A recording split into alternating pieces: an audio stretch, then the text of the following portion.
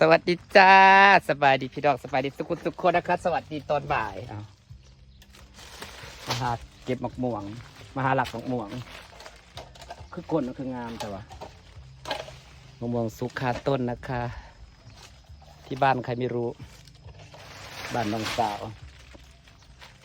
สุกเบิดดีนะไม่สุกคาต้นตะกินเลยเฮ้ยไปเห็ดเขาจะมะม่วงเป็นอยากเด้ทำข้าวเหนียวมะม่วงให้กินหน่อย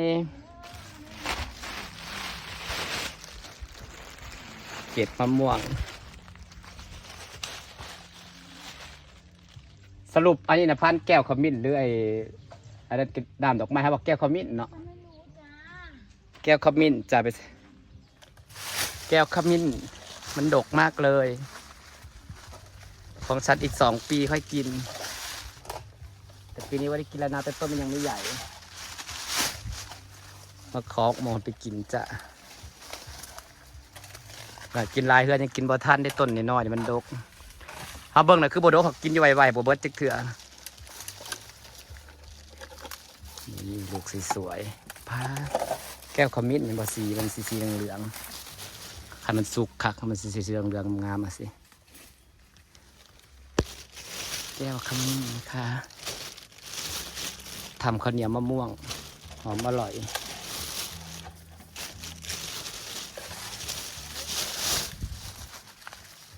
หนักเด็แต่เขาขายนะโลละ40เลยเฮ้ยเขาก็บอกไปขายโลหนึ่งละ3 หมาก1ใด โลละ40โลหนึ่ง3 หมากมาต่อยมะม่วงสอยมะม่วงแก้วขมิ้นนะคะอยู่ที่บ้านน้องสาวนะจ๊ะเมื่อไหร่ก็เอาไปถุงหนึ่ง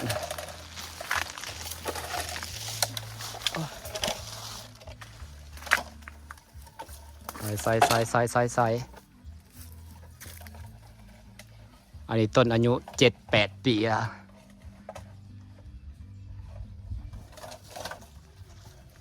กินจนเมื่อยกินกระบอกเบิด1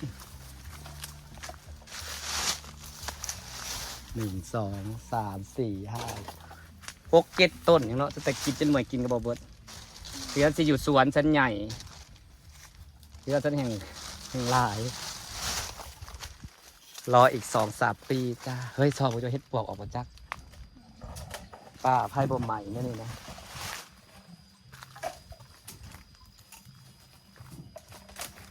จะว่าพักกันนั่งเผาเฮ็ดปวกได้มันจะออกเด้อแถวที่ไพ่บ่ใหม่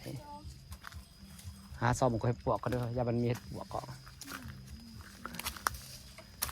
สิไปตั้งสลบจิซะ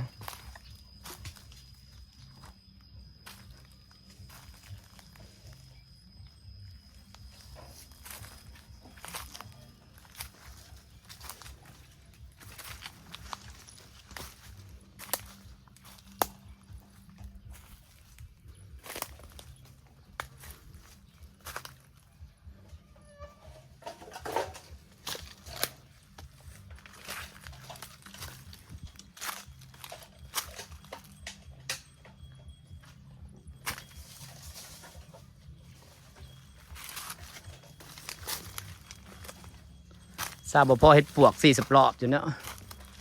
มันหมักออกเด้อขางเฮือนขางซาน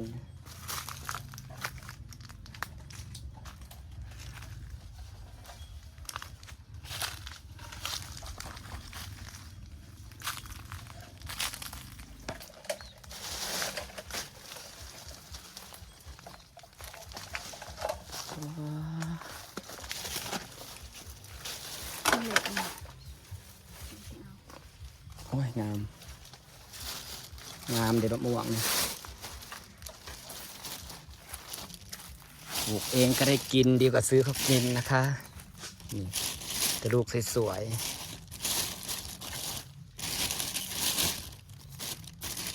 ๆงามมาเรียกมอง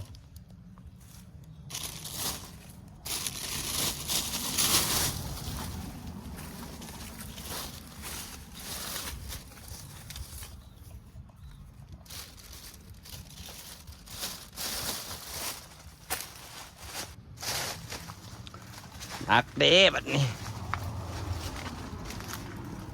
มีทั้งเบิด7 ต้นพี่น้องต้นหมกม่วงเพิ่น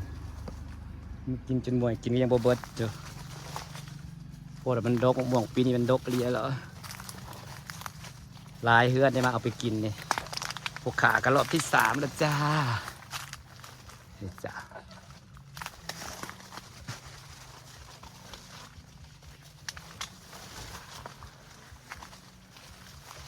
ไปเด้อเก็บเห็ดปวก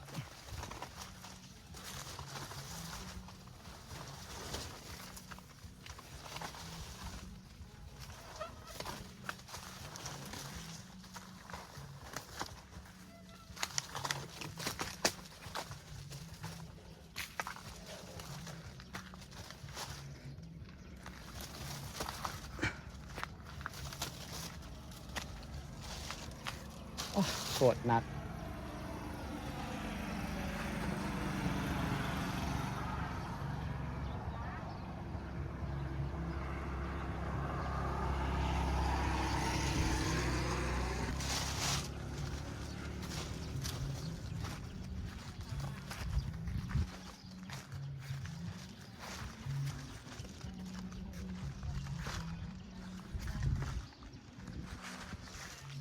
หนักเด้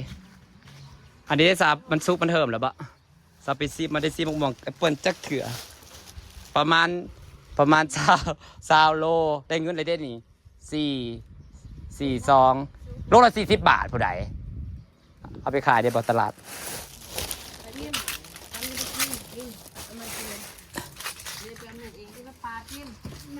ตัวซุปพอดีตัวผู้มักซุปบอกแข็งซุปแข็งฉันยังไม่ได้เอาตาลายได้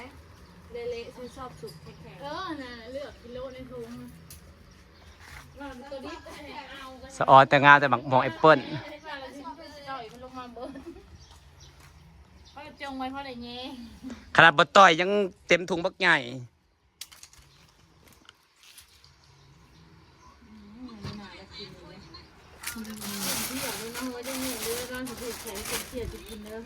ไปทำข้าวเหนียวมะม่วงมากิน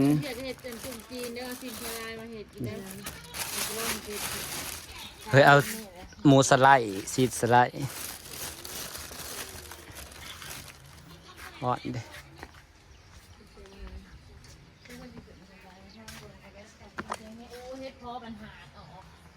บ่ออกลายบ่มันลงอะไรได้เพาะดันโลเรือโลละพอดียังได้ซื้อมาพิษไปเดี๋ยวเธอนะมันกำลังอ่อนจนมันแก่แล้วมันไปตะกินได้ครับซองมึงเห็ดปวกจะมีเห็ดปวกออกก็จะ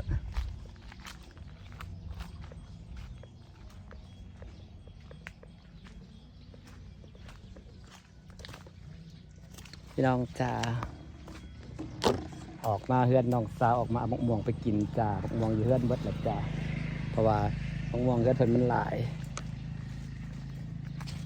รอบังเห็ดปวกก่อน